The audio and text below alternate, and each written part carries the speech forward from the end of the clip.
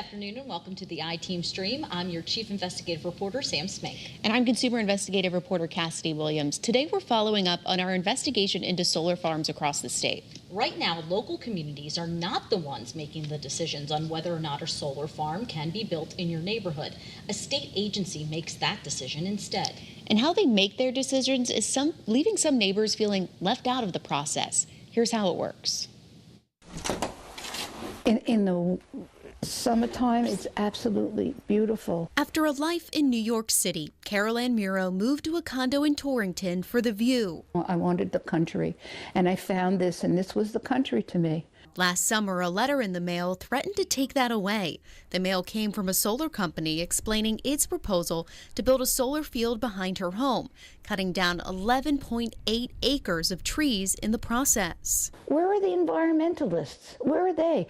Muro helped start a petition against the project. Torrington's mayor and her state representative opposed the project too. But in the end, the solar farm was approved, and construction is expected to begin soon. The blue tags mark which trees will soon be chopped. Muro worries about what this means for wildlife and if the lost trees could cause flooding issues. They're taking all of these trees down.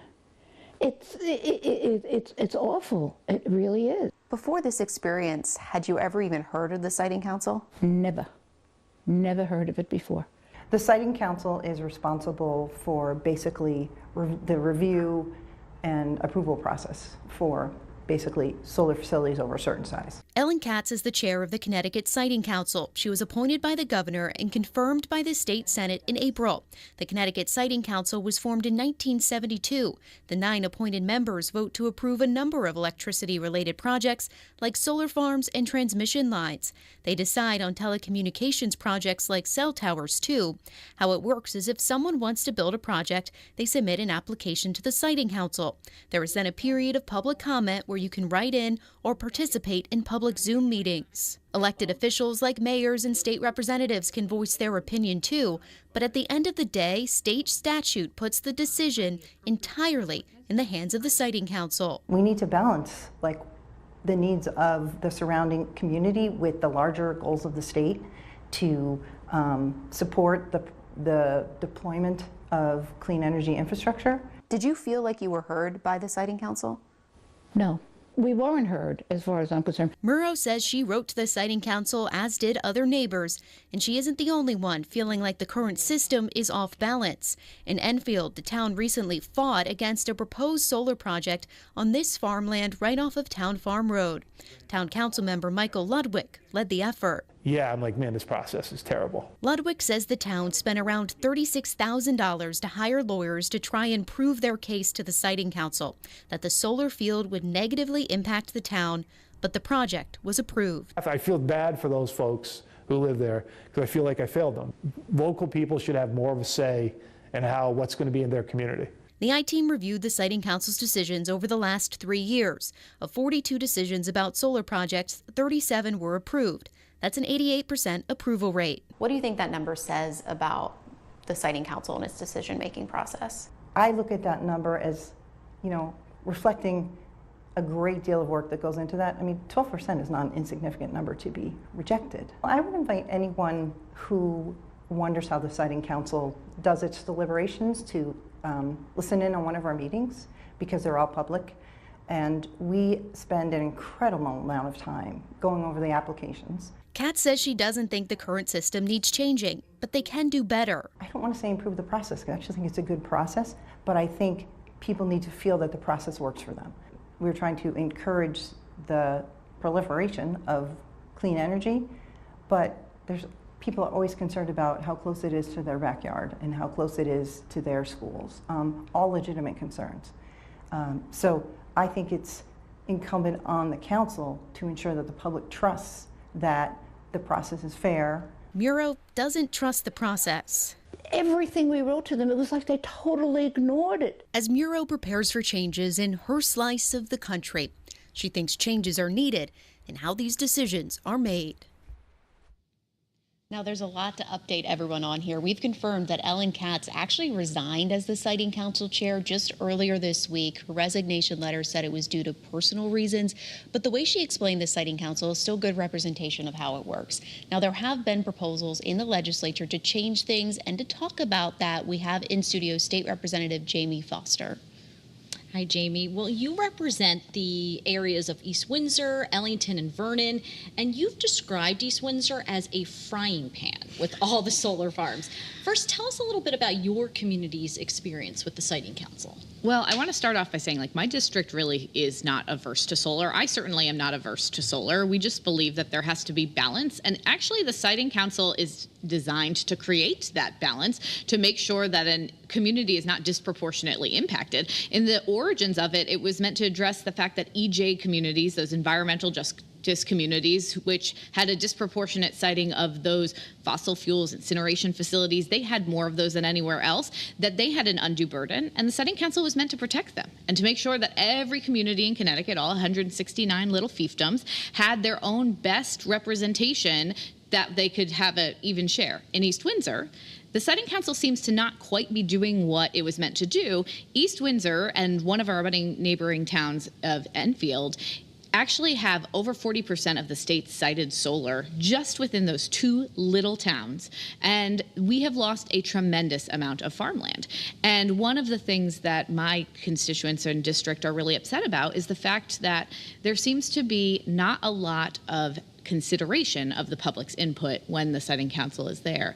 And, you know, a lot of my colleagues in the legislature and, you know, in the executive branch are concerned about NIMBYism. People saying, not in my backyard. Well, then if it's in no one's backyard, maybe it'll have no place to go. And I understand that concern. But when you have a town that has over 1,000 acres of farmland that have been converted into solar panels, and you have two of the villages within that historic town that have so many solar panels that we actually have little neighborhoods that are cut off from the rest of the town, surrounded by solar panels, I think we've gotten to a point where enough is enough.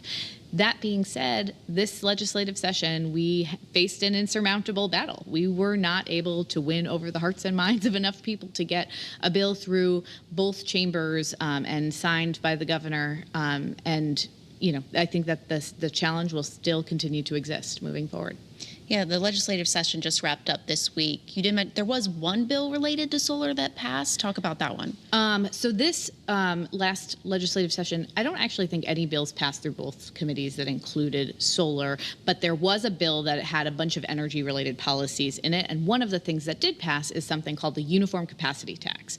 One of the real big tragedies related to solar is the town of East Windsor is an Alliance school district. We have an underfunded school district. We are financially depressed. We could use extra resources, but up until now, a lot of the solar companies would fight the community saying, we are tax exempt, and they are not.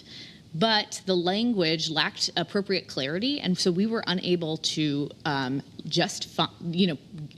the town, the solar arrays, that they owed the town taxes, and they actually ended up in litigation. And in one of those cases, the court ruled in favor of the solar company, saying that they did not owe us taxes. And so one of the biggest solar arrays in East Windsor has a tax stabilization agreement. Another one, they were in active negotiations with the town. Communications broke down. The Siting Council cited it, and then they sued to pay no taxes. And so we've been in this situation over and over again in the very large number of arrays that the community has, trying to find ways to make sure that, in addition to, you know, neighbors are frustrated that they're an eyesore, but add insult to injury, they're not paying adequate taxes. That's really challenging. So the biggest success of this legislative session related to solar was that we were able to pass through both chambers and hopefully anticipate signing into law by the governor a bill that is creates a uniform capacity tax. So for every megawatt of energy that's anticipated production, that's the nameplate capacity, they'll pay $10,000. Talking about the proposals that didn't pass beyond just this year, what were they, and why do you think they weren't able to cross the finish line?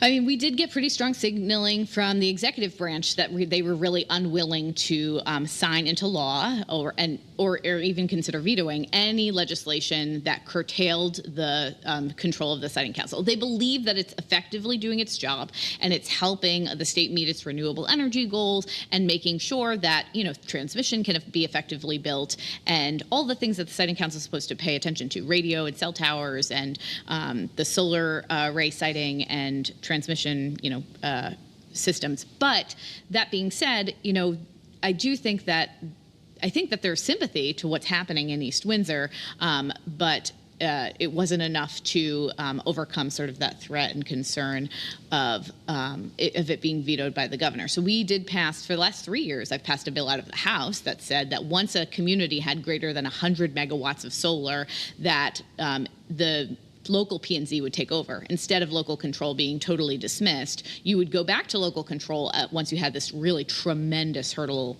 of getting 100 megawatts, which East Windsor has like 137 megawatts on one array alone.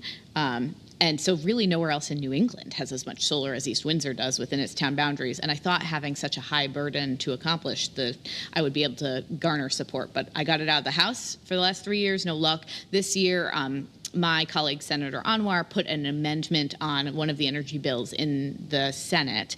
And if we had passed that on the House after it had passed out of the Senate, we would have risked killing a very important bill that included the tax. So we didn't run that bill in the House. But, we got it out of the House the last few years. The amendment actually failed in the Senate. I think that a lot of people believe that the Siting Council protects some communities and that there's a benefit to it, and it protects our own interests of meeting our renewable energy goals. And so I'm not sure, I have to think about it after, do a posthumous assessment of how session went. But going into next session, I think I'm going to try another tact on it. I think my community still wants to have local control over solar siting, but unless there's some significant changes, I think that that's unlikely. And so I think moving into future sessions, I want to spend more time and energy on farmland preservation and see if that makes a difference, because I understand, I'm sympathetic to my colleagues who are worried about local control, but I think in the absence of being able to solve for that problem, because the political will doesn't exist,